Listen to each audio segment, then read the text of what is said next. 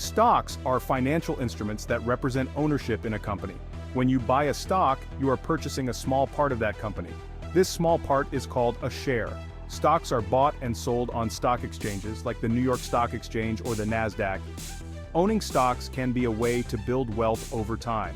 When the company performs well, the value of your shares goes up. If the company performs poorly, the value goes down. Stocks can be risky, but they can also offer high returns.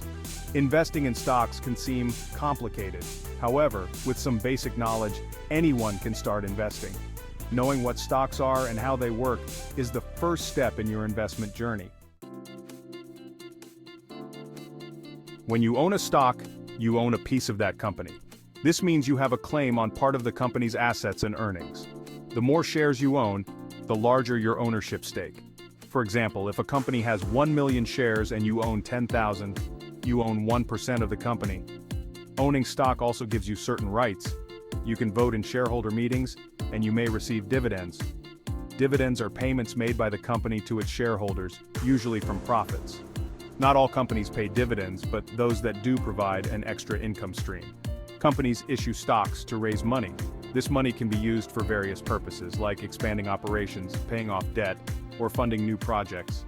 When you buy a stock, you are helping the company grow while potentially earning a return on your investment. Remember, owning stocks means you share both the rewards and the risks. If the company does well, your shares increase in value. If it performs poorly, the value of your shares can decrease. Buying and selling stocks is easier than ever. You can do it through a broker or an online trading platform. Brokers are professionals who buy and sell stocks on your behalf. Online platforms allow you to trade stocks yourself with just a few clicks. To start, you need to open a brokerage account. This account will hold your money and any stocks you buy. Some popular online brokers include Robinhood, E*Trade, and TD Ameritrade. Once your account is set up, you can deposit money and start trading. When you buy a stock, you place an order specifying the number of shares and the price you are willing to pay. There are different types of orders, like market orders and limit orders. A market order buys the stock at the current market price, while a limit order sets the maximum price you are willing to pay. Selling stocks works the same way. You place an order to sell specifying the number of shares and the price.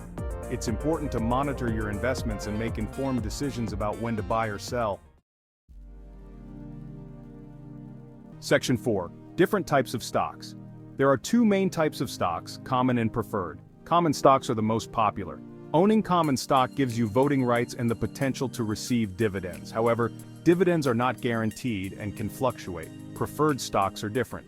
They usually offer fixed dividends, which are paid before any dividends to common stockholders. Preferred stockholders have a higher claim on assets if the company goes bankrupt. However, preferred stocks usually do not come with voting rights.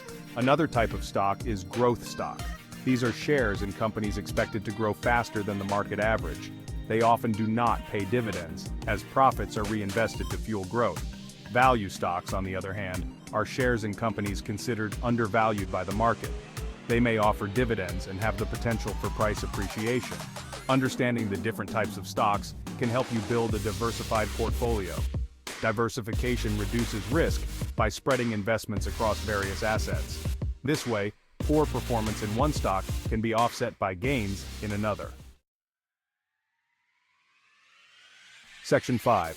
Simple investing strategies for beginners.